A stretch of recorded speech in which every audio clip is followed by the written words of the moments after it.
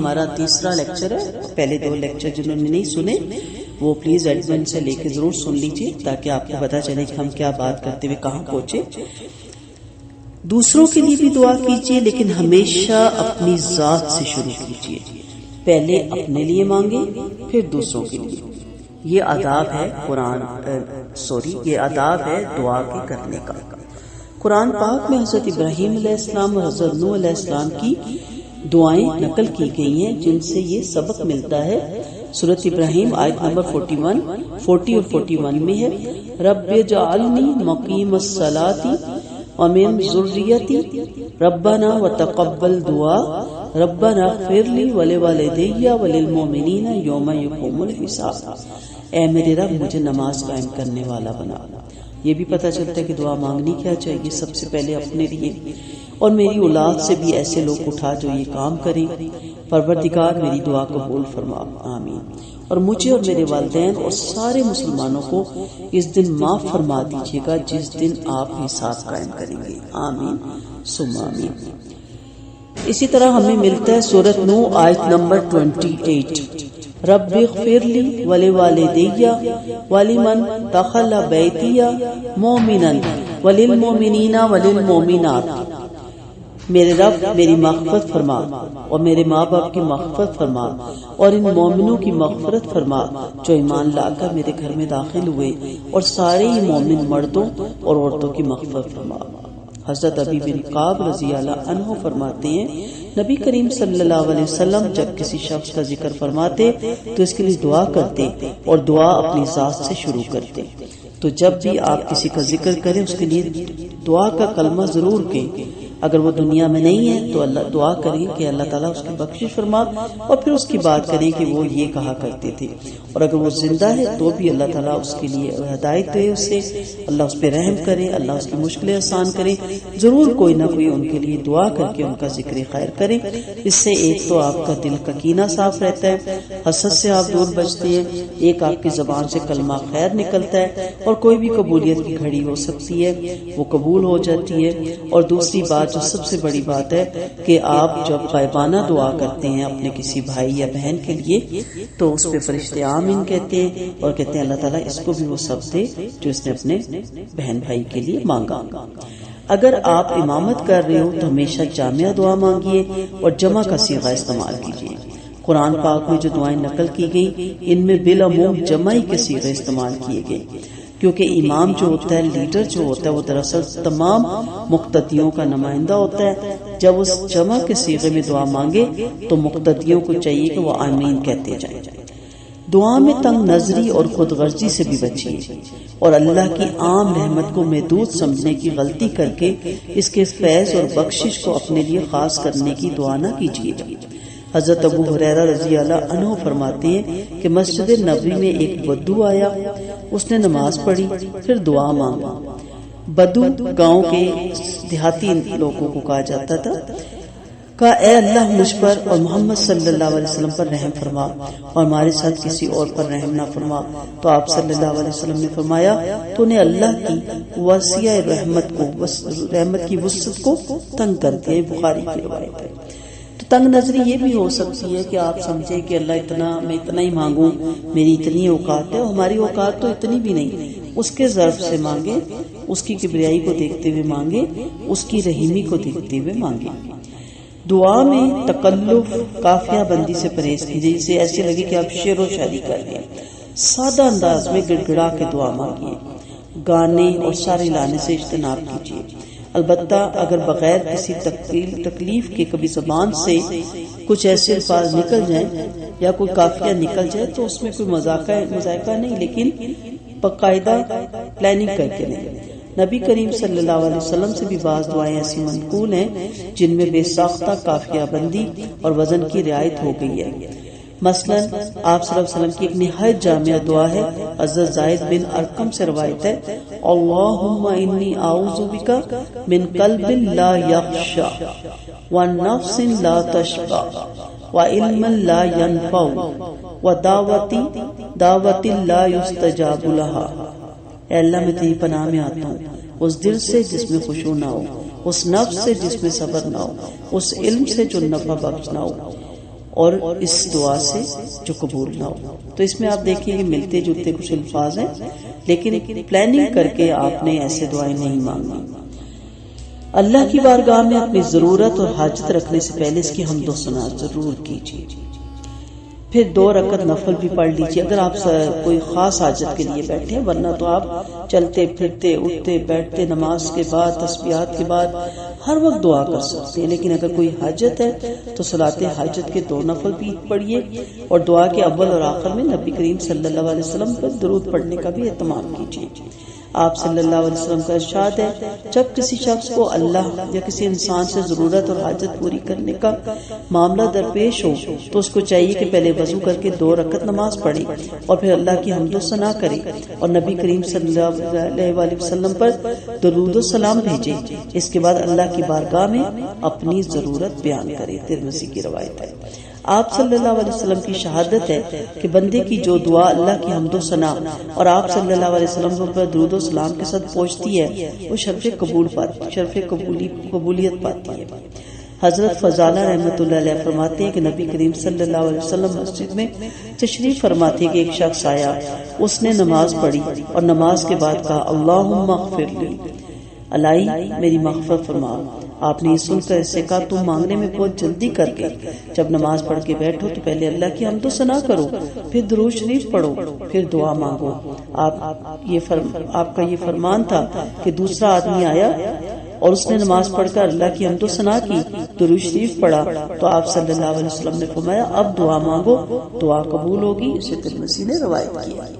یہ کون سی دعا ہے جو آپ نماز کے بعد تسلی سے بیٹھتے ہیں یا نماز حاجت جب آپ کرتے ہیں؟ ویسے تو میں نے جیسے کہا نا کہ آپ چلتے پھرتے آپ دعا کر سکتے ہیں، یا اس کے لیے اتنا اہتمام ضرورت نہیں ہے. لیکن جب آپ کی اللہ سے وہ خاص حاجت یا کوئی بندے سے کام ہو اور آپ اس سے پہلے صلاۃ حاجت پڑھ رہی ہیں تو پھر اللہ کی حمد و ثنا اور اس کے بعد درود و شریف اور اس کے بعد پھر آپ دعا کریں. اللہ سے ہر وقت اور ہر آن دعا مانگتے رہیے، اس لیے کہ اپنے بندوں کی فریاد سننے سے کبھی نہیں اکتاتا. البتہ احادیث سے معلوم ہوتا ہے کہ کچھ خاص اوقات اور حالات ایسے بھی ہیں جن میں خصوصیت کے ساتھ دعائیں کچھ جلدی قبول ہوتی ہیں. لہٰذا ان مخصوص اوقات اور حالات میں دعاؤں کا خصوصی اہتمام کریں. جیسے رات کے پچھلے حصے کے سناٹے میں جب عام طور پر لوگ میٹھی نیند کے مزے میں مست پڑے ہوتے ہیں، جو بندہ اٹھ کر اپنے رب سے راز و نیاز کی گفتگو کرتا ہے اور مسکین بن کر اپنی حاجتیں اس کے حضور رکھتا ہے تو وہ خصوصی کرم فرماتا ہے. نبی کریم صلی اللہ علیہ وسلم کا ارشاد ہے، خدا ہر رات کو آسمان دنیا پہ نزول فرماتا ہے، یہاں تک کہ جب رات کا پچھلا حصہ باقی رہ جاتا ہے تو فرماتا ہے کون ہے جو مجھے پکارتا ہے کہ میں اس کی دعا قبول کروں، کون ہے جو مجھ سے مانگتا ہے کہ میں اس کی خطا اس کو میں عطا کروں، کون ہے جو مجھ سے مغفرت چاہتا ہے میں اس سے معاف کر دوں. ترمذی کی روایت ہے. اسی طرح رمضان کا مبارک مہینہ بھی قریب ہے. شب قدر میں زیادہ سے زیادہ دعا کیجیے. یہ رات اللہ کے نزدیک 1000 مہینوں سے زیادہ بہتر ہے، اور یہ دعا خاص طور پہ پڑھیے، اللہم انک عفو تحب العفو فاعف عنی. الہی تو بہت زیادہ معاف کرنے والا ہے، معاف کرنے کو پسند کرتا ہے، بس تو مجھے معاف فرما دے. میدان عرفات میں جب 9 ذی الحج کو اللہ کے مہمان جمع ہوتے ہیں اس میں بھی دعائیں قبول ہوتی ہیں. جمعے کی مخصوص گھڑیوں میں جو جمعے کا خطبہ شروع ہونے سے نماز کے اختتام ہونے تک ہے یا نماز عصر کے بعد سے نماز مغرب تک ہے اس میں بھی دعائیں قبول ہوتی ہیں. اذان کے وقت اور میدان جہاد میں جب مجاہدوں کی صف بندی کی جا رہی ہو، نبی کریم صلی اللہ علیہ وسلم کا ارشاد ہے 2 چیزیں اللہ کے دربار سے رد نہیں کی جاتی، ایک اذان کے وقت کی دعا، دوسری جہاد میں صف بندی کے وقت کی دعا. اذان میں میں نے پہلے بھی لیکچر سینڈ کیے، اس کے جواب میں اور اس کے بعد دعا ضرور کریں. اذان اور تکبیر کے درمیان وقفہ ہے، اس میں بھی دعائیں قبول ہوتی ہیں. نبی کریم صلی اللہ علیہ وسلم کا ارشاد ہے اذان اور اقامت کے درمیان وقفے کی دعا رد نہیں کی جاتی. صحابہ کرام نے دریافت کیا یا رسول اللہ صلی اللہ علیہ وسلم اس وقفے میں کیا دعا مانگا کریں؟ فرمایا یہ دعا مانگا کرو، اللہم انی اسألک العفو والعافیہ فی الدنیا والآخرہ. الہی میں تجھ سے عفو کرم اور عافیت اور سلامتی کی دعا مانگتا ہوں، دنیا میں بھی اور آخرت میں بھی۔ رمضان کے مبارک ایام میں بالخصوص افطار کے وقت دعا قبول ہوتی ہے۔ فرض نمازوں کے بعد چاہے آپ تنہا دعا کریں یا امام کے ساتھ دعا کریں، سجدے کی حالت میں دعا قبول ہوتی ہے۔ نبی کریم صلی اللہ علیہ وسلم کا ارشاد ہے، سجدے کی حالت میں بندہ اپنے رب سے بہت زیادہ قربت حاصل کر لیتا ہے، بس تم اس حالت میں خوب دعا مانگا کرو۔ نماز پڑھنے کے بعد آپ سجدے میں جا سکتے ہیں اور اس سجدے میں صرف عربی کی یا اردو کی یعنی صرف دعائیں آپ مانگیں۔ آپ دیکھیں بعض وقت دل چاہتا ہے نا کوئی نعمت ملے کہ میں فوراً سجدہ شکر کروں۔ ہم تو مسلمان ہیں، ہمیں تو طریقے بتائے گئے، لیکن کفار بھی بعض دفعہ جب انہیں کوئی خوشی ملتی ہے یا کسی دکھ سے راحت تو وہ فوراً سجدے میں چلے جاتے ہیں۔ کیوں؟ کیونکہ یہ قدرتی عمل ہے اور اس میں جا کے وہ روتے ہیں۔ تو ہم تو مسلمان ہیں، ہمیں تو اس کی فضیلتیں پتہ ہے۔ جب آپ کسی شدید مصیبت یا انتہائی رنج و غم میں مبتلا ہو دعا قبول ہوتی ہے۔ مظلوم ہوتا ہے نا انسان، اس لیے میں تو کسی بیمار کی عیادت کے لیے جاؤں یا کسی کو تکلیف میں اس کی داد رسی یا اس کے لیے بات کرنے جاؤں تو میں یہ ضرور کہتی ہوں کہ دعائیں کریں، کثرت سے کریں۔ اس وقت آپ اللہ کے زیادہ قریب ہیں۔ بیمار کو خاص طور پہ کہتی ہوں میرے لیے بھی دعا کریں۔ جب ذکر اور فکر کی کوئی دینی مجلس منعقد ہو اس میں بھی دعا رد نہیں جاتی۔ جب قرآن آپ کا کمپلیٹ ہو یا جہاں قرآن کا درس ہو رہا ہو، درس و تدریس کا معاملہ ہو، وہاں بھی دعا رد نہیں جاتی۔ ان مقامات پہ بھی دعا کا اہتمام ضرور کیجیے۔ حضرت حسن بصری رحمۃ اللہ علیہ جب مکہ سے بصرہ جانے لگے تو آپ نے مکہ والوں کے نام میں خط لکھا جس میں مکہ کے قیام کی اہمیت اور فضائل بیان کیے، اور یہ بھی واضح کیا کہ مکہ میں ان 15 مقامات پر خصوصیت کے ساتھ دعا قبول ہوتی ہے۔ متلزم کعبہ کے اندر، صفا مروہ، مقام ابراہیم، مزدلفہ، تینوں جمرات یعنی جہاں پتھر مارے جاتے ہیں، میزاب، چائے زمزم، صفا مروہ کے پاس جہاں سعی کی جاتی ہے، عرفات اور مینا میں۔ برابر کوشش کرتے رہیے کہ آپ کو اللہ سے دعا مانگنے کے لیے دعا کے وہی الفاظ یاد ہو جائیں جو قرآن و پاک اور حدیث سے رسول صلی اللہ علیہ وسلم میں موجود ہیں۔ اللہ نے اپنے پیغمبروں اور نیک بندوں کو دعا مانگنے کے بعد دعا مانگنے کے لیے جو انداز اور الفاظ بتائے ان سے اچھے الفاظ اور انداز کوئی کہاں سے لائے گا؟ پھر اللہ کے بتائے ہوئے اور رسولوں کے اختیار کیے ہوئے الفاظ میں جو اثر، مٹھاس، جامعیت، برکت، قبولیت کی شان ہو سکتی ہے وہ کسی دوسرے کلام میں کیسے ممکن ہے؟ کوشش کریں کہ ایک ایک کر کے ساری دعائیں یاد کر لیں۔ اسی طرح نبی کریم صلی اللہ علیہ وسلم نے شب و روز جو دعائیں مانگی ان میں بھی سوز، مٹھاس، جامعیت اور عبودیت کاملہ کی ایسی شان بتائی جاتی ہے کہ ان سے بہتر دعائیں، التجا اور آرزوؤں کا تصور بھی نہیں کیا جا سکتا۔ قرآن و حدیث کی بتلائی ہوئی دعاؤں کا ورد رکھنے اور اس کے الفاظ اور مفہوم پر غور کرنے سے ذہن اور فکر کی یہ تربیت بھی ہوتی ہے کہ مومن کی تمنائیں اور التجائیں کیا ہونی چاہیے، کن کاموں میں اس کو اپنی قوتوں کو کھپانا چاہیے اور کن چیزوں کو اسے اپنی زندگی کا مقصد بنانا چاہیے۔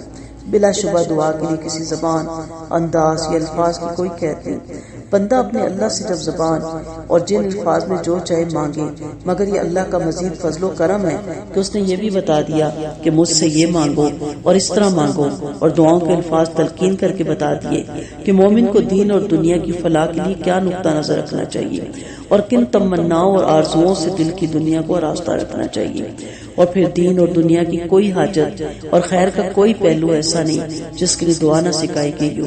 اس لیے بہتر یہی ہے کہ آپ اللہ سے قرآن و سنت کے بتائے الفاظ ہی میں دعا مانگیں اور انہی دعاؤں کا ورد رکھیں جو قرآن میں نقل کی گئی یا مختلف اوقات میں نبی کریم صلی اللہ علیہ وسلم نے جو دعا مانگی۔